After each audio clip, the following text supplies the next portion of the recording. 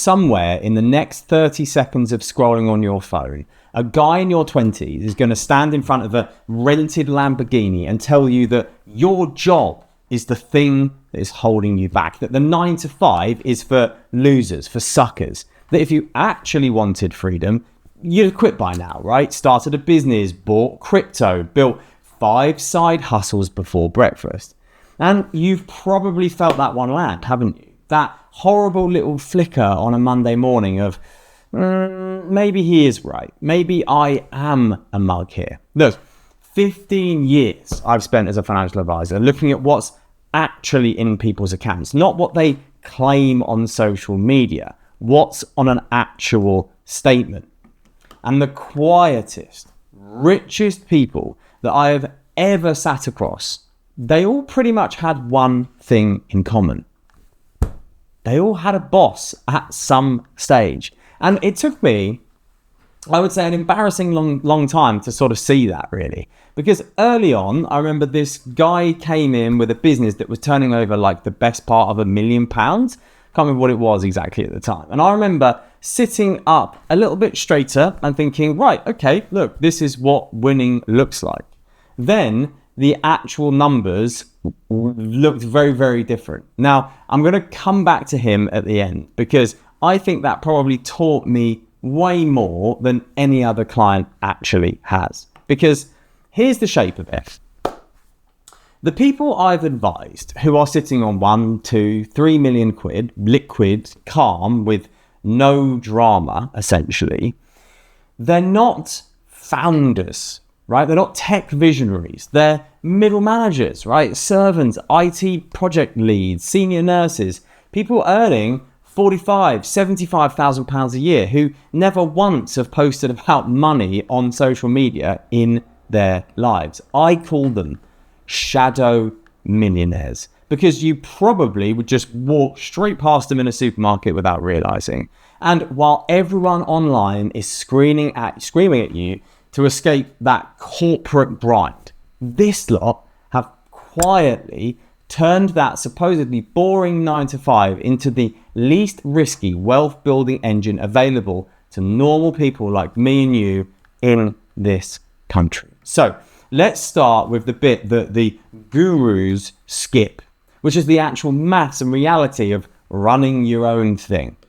Over 60% of small businesses are gone within 5 years, over 80% in 10. And the average self-employed person works 48 hours a week.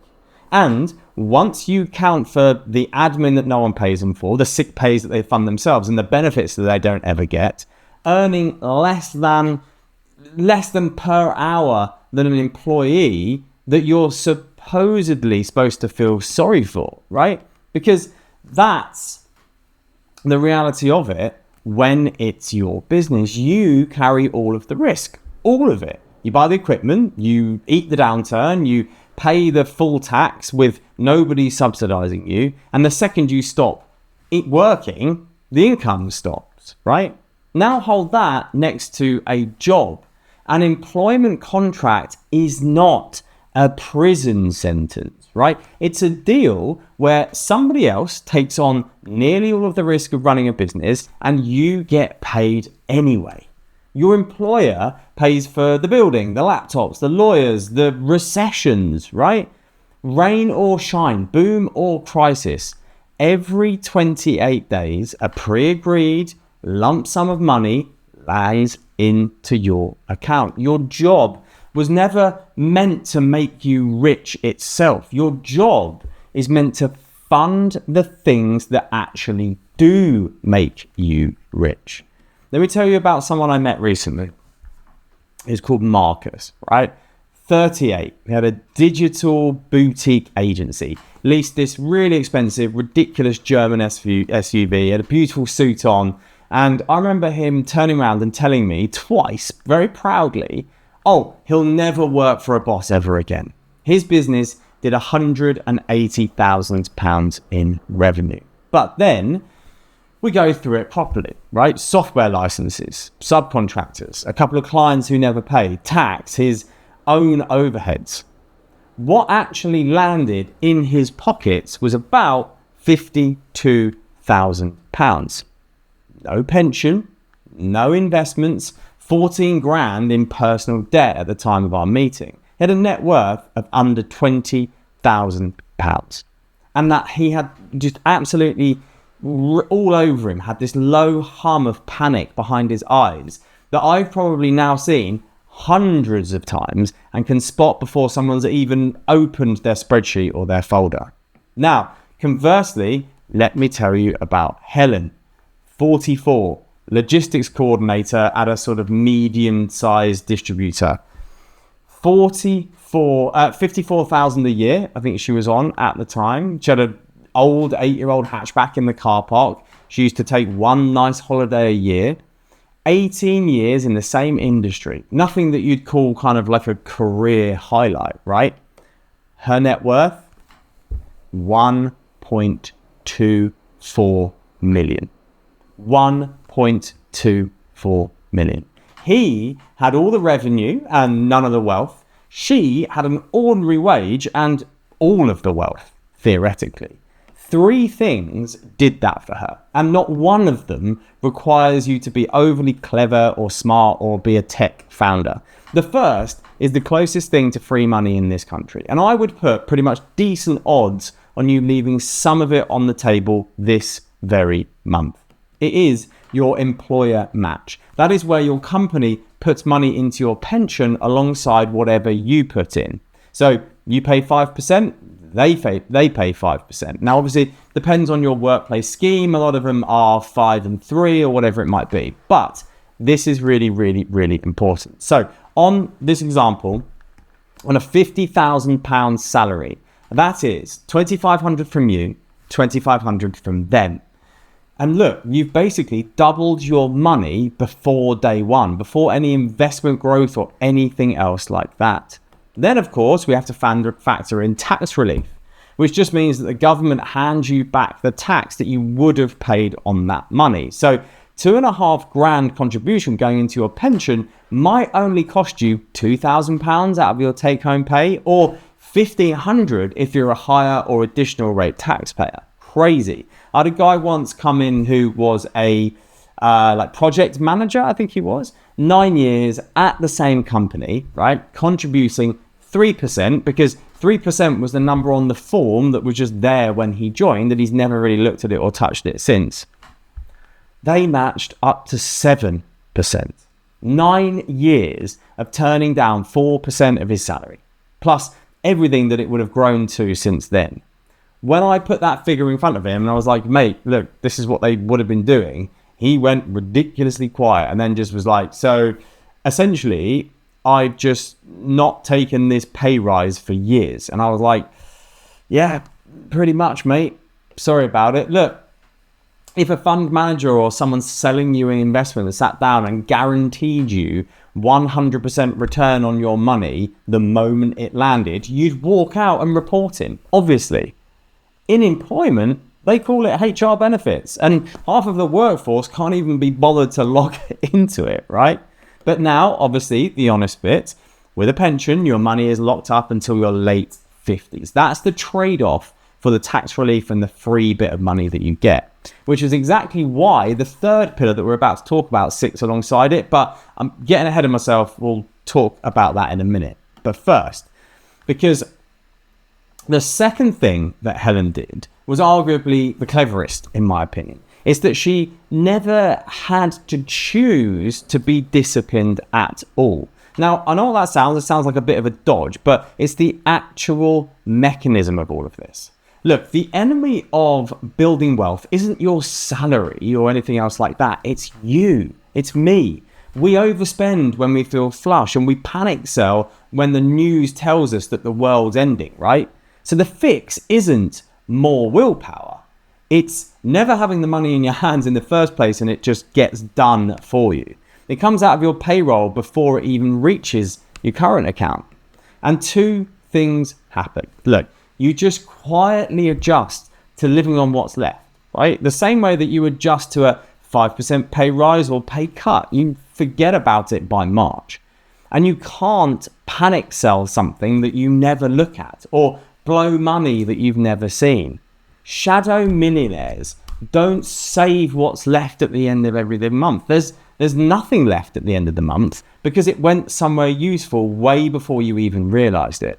And then third, this is where money actually gets made, right? Everything spare goes into an investment ISA, stocks and shares ISA. Remember, that's just an account where any growth or interest or dividends that you get is completely tax-free. Nothing owed at the end. And of course, with an ISA, you can grab it whenever you like, theoretically. And inside it, once it's in your pension or your ISA, a low cost global index fund is the right thing. That is just one pot that owns a tiny sliver of thousands of the world's biggest companies at once. So you're not trying to back one individual horse, you're just backing the whole field, the whole race. You can also look into things like multi-asset funds, which blend a little bit with bonds in there as well, if you wanted to take a little bit less risk, a little bit less volatility than just having exposure to the stock market. So let that whole thing run over a normal, say, 25-year career at historic returns. 800 a month gets you to around £648,000.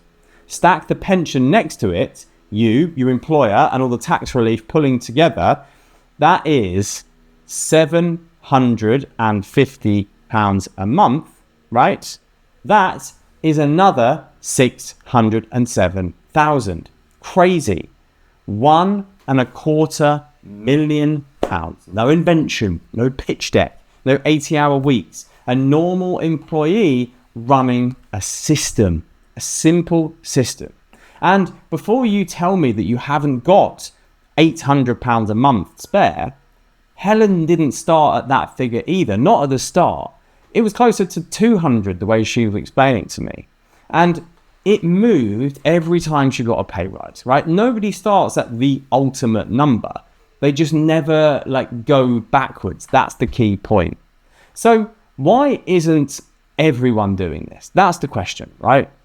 Because it's boring. That's why people don't do it. It's painfully boring. You can't stand in a kitchen at somebody's party and say, oh, I've upped my index fund contribution through the HR portal. And the face is not going to light up and think you're really super cool. But in finance, excitement is expensive, right? Boredom pays. Let me tell you that. That is one thing that I've definitely learned. And you get something else that nobody mentions with this sort of things, which is kind of a distance, a removal from where you are of your money.